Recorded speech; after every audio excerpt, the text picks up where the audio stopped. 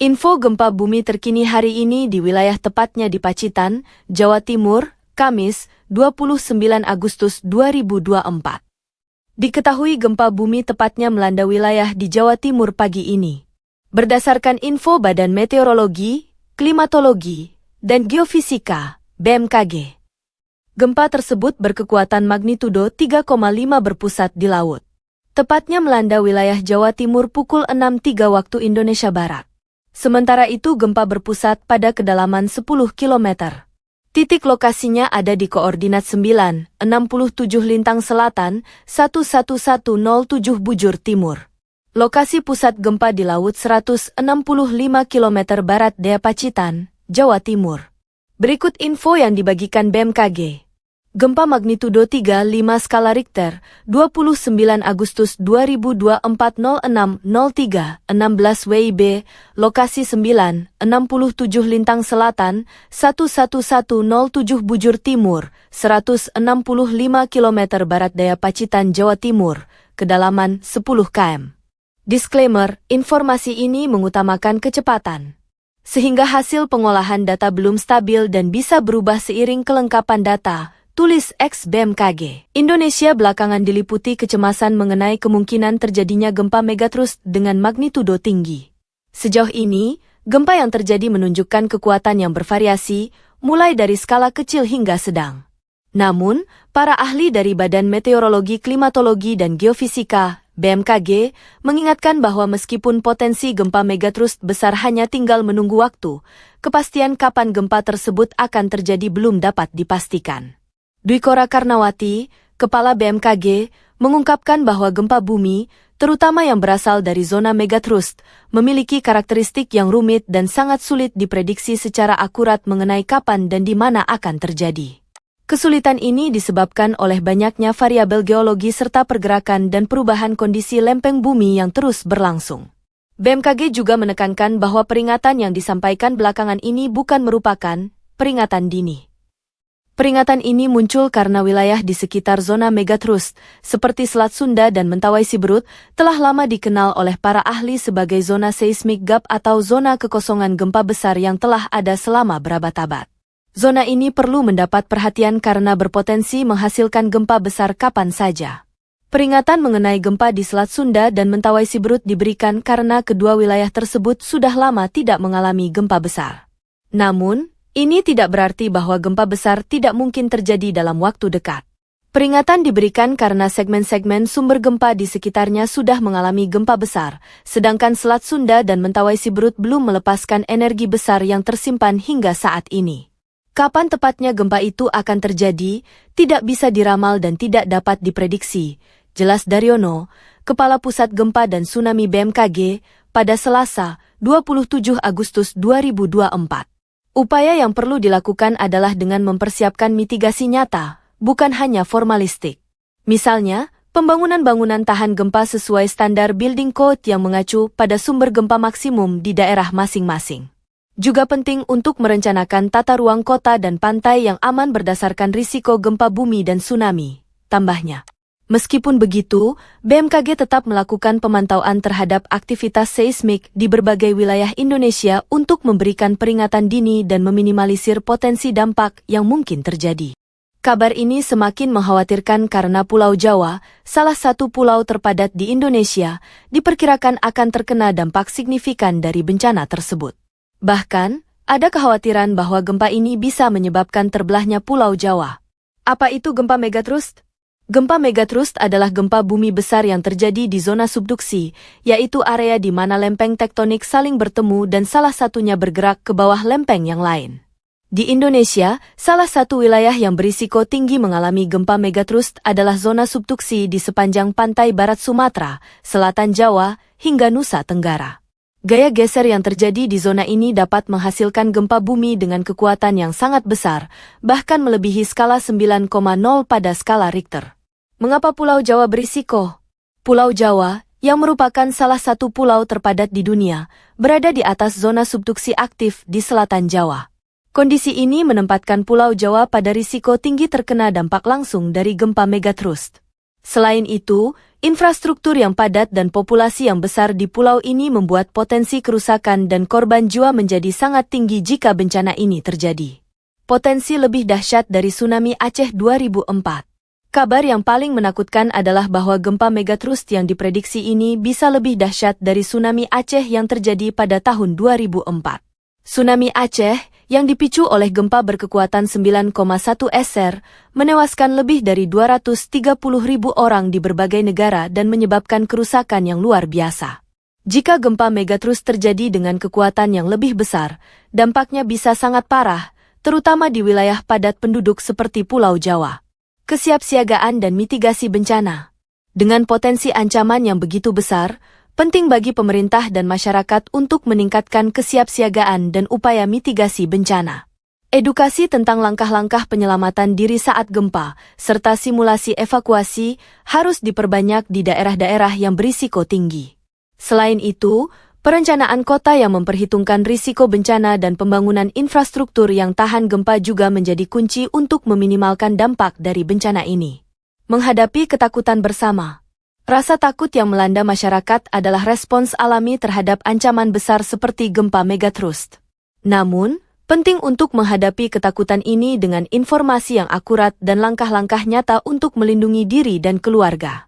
Dengan pemahaman yang lebih baik tentang risiko yang ada, serta kesiapsiagaan yang tepat, kita dapat bersama-sama mengurangi dampak yang mungkin ditimbulkan oleh bencana ini. Meskipun prediksi tentang gempa megatrust ini telah menimbulkan kekhawatiran besar di masyarakat, penting untuk tidak panik, tetapi tetap waspada dan siap. Kita harus berharap yang terbaik namun juga mempersiapkan diri untuk menghadapi yang terburuk demi keselamatan bersama. Berikut tindakan yang perlu Anda lakukan saat terjadi gempa. Saat gempa terjadi, berusahalah untuk tidak panik dan tetap tenang. Tarik napas dalam-dalamnya, lalu lihatlah keadaan sekitar dan pilihlah tempat yang aman untuk berlindung. Jika pada saat gempa sedang berada di dalam penginapan, berusahalah menyelamatkan diri dan orang yang ada di sekitarmu. Berlindung di bawah meja adalah tempat terbaik untuk melindungi diri dari benda-benda yang berjatuhan akibat gempa. Setelah itu, lindungi kepala dengan benda empuk. Misalnya bantal, helm, papan, atau yang paling praktis kamu bisa menggunakan kedua tangan dengan posisi tertelungkup. Jika pada saat gempa terjadi kamu sedang berada di luar ruangan, tindakan pertama yang harus dilakukan adalah bergerak menjauhi gedung dan tiang lantas menuju daerah terbuka. Tetap tenang dengan menarik napas dalam-dalam dan jangan lakukan apapun. Sebab, biasanya setelah gempa pertama akan terjadi gempa susulan.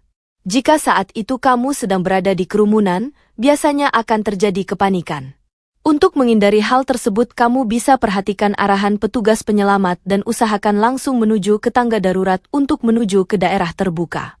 Jika gempa terjadi saat kamu sedang berada di gunung, bergeraklah menuju daerah lapang untuk berlindung. Hindari daerah dekat lereng karena ada kemungkinan akan menimbulkan longsor dan mengancam keselamatan jiwa. Gempa di bawah laut bisa menimbulkan gelombang tsunami. Jika gempa itu terjadi, bergeraklah ke dataran yang lebih tinggi. Bagi yang sedang melakukan perjalanan saat terjadi gempa, berpeganglah erat agar tak terjatuh. Berhentilah di tempat yang lapang dan berhentilah di sana. Info gempa bumi terkini hari ini di wilayah tepatnya di PD Jaya, Aceh, Kamis, 29 Agustus 2024. Diketahui gempa bumi tepatnya melanda wilayah di Aceh pagi ini. Berdasarkan info Badan Meteorologi, Klimatologi, dan Geofisika, BMKG. Gempa tersebut berkekuatan magnitudo 2,6 berpusat di darat. Tepatnya melanda wilayah Aceh pukul 6.09 waktu Indonesia Barat. Sementara itu gempa berpusat pada kedalaman 10 km. Titik lokasinya ada di koordinat pukul 54 Lintang Utara, 96.40 Bujur Timur. Lokasi pusat gempa di darat 14 km timur Laut PD Jaya, Aceh. Berikut info yang dibagikan BMKG.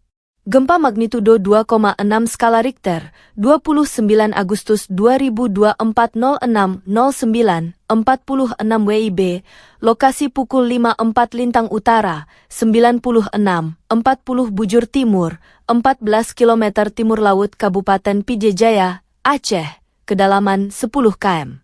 Disclaimer, informasi ini mengutamakan kecepatan.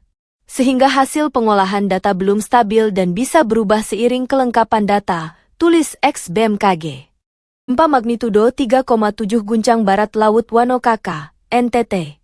Pada Kamis, 29 Agustus 2024, pukul 6.50 WIB, wilayah barat laut Wanokaka, Nusa Tenggara Timur, NTT, diguncang oleh gempa bumi dengan kekuatan magnitudo 3,7. Menurut informasi yang dirilis oleh Badan Meteorologi, Klimatologi, dan Geofisika, BMKG, pusat gempa tersebut berada pada koordinat 9,76 derajat lintang selatan dan 119,17 derajat bujur timur. Gempa ini berlokasi di darat, sekitar 22 km barat laut Wanokaka, dengan kedalaman 14 km. Kedalaman gempa yang cukup dangkal ini membuat getaran bisa dirasakan lebih kuat di daerah sekitar epicenter. Hingga saat ini, belum ada laporan resmi mengenai kerusakan bangunan atau korban jiwa akibat gempa ini. Namun, getaran gempa kemungkinan dirasakan oleh penduduk di Wanokaka dan daerah sekitarnya. BMKG menyampaikan bahwa informasi ini disebarkan dengan mengutamakan kecepatan. Oleh karena itu, hasil pengolahan data mungkin belum sepenuhnya stabil dan dapat berubah seiring dengan masuknya data tambahan dari lapangan. Masyarakat di sekitar wilayah terdampak diimbau untuk tetap tenang namun waspada terhadap kemungkinan gempa susulan. Penting untuk selalu memeriksa kondisi bangunan dan memastikan tidak ada kerusakan yang membahayakan. Jika terjadi kerusakan atau situasi darurat, warga diharapkan segera melaporkannya kepada pihak berwenang agar penanganan dapat dilakukan dengan cepat dan efektif. Komunikasi yang baik antara masyarakat dan pihak berwenang sangat diperlukan untuk menangani situasi ini dengan efektif. Tetap ikuti panduan keselamatan dari BMKG dan pihak berwenang setempat untuk memastikan keselamatan diri dan keluarga. Dengan tetap waspada dan mengikuti panduan keselamatan, risiko dan dampak dari gempa bumi ini dapat diminimalisir. Berikut ini prediksi dari BMKG terkait gempa megatrust yang bisa memicu terjadinya tsunami di Indonesia. Ini waktu dan lokasinya. Gempa besar yang dikenal sebagai megatrust, yang diduga mengancam Indonesia baru-baru ini, menjadi topik hangat di berbagai platform, termasuk viral di TikTok dan media sosial lainnya. Kabar mengenai gempa ini, yang berpotensi memicu tsunami dahsyat, menyebar setelah terjadinya gempa besar berkekuatan 7,1 skala Richter di Jepang, tepatnya di Pulau Kyushu, pada Kamis, 8 Agustus 2024, lalu. Di zona megatrust ini, terdapat palung bawah laut sepanjang 800 km yang membentang dari Shizuoka di barat Tokyo hingga ujung selatan Pulau Kyushu. Gempa besar yang terjadi 2 minggu lalu dikhawatirkan dapat menjadi pemicu gempa dahsyat berikutnya di sistem tunjaman Nankai. Kepala Pusat Gempa Bumi dan Tsunami BMKG, Daryono, menyampaikan bahwa kekhawatiran para ilmuwan Jepang terhadap megatrust Nankai serupa dengan kekhawatiran yang dirasakan para ilmuwan di Indonesia. Di Indonesia, yang perlu mendapat perhatian khusus adalah seismic gap megatrust Selat Sunda, M87, dan megatrust Mentawai Siberut, M89. Gempa di kedua segmen megatrust ini hanya tinggal menunggu waktu, mengingat kedua wilayah tersebut sudah ratusan tahun tidak mengalami gempa besar, kata Daryono dalam pernyataan resminya beberapa saat lalu. Sebagai langkah mitigasi, BMKG telah menyiapkan sistem monitoring, pemrosesan, dan penyebaran informasi gempa serta peringatan dini tsunami yang semakin cepat dan akurat.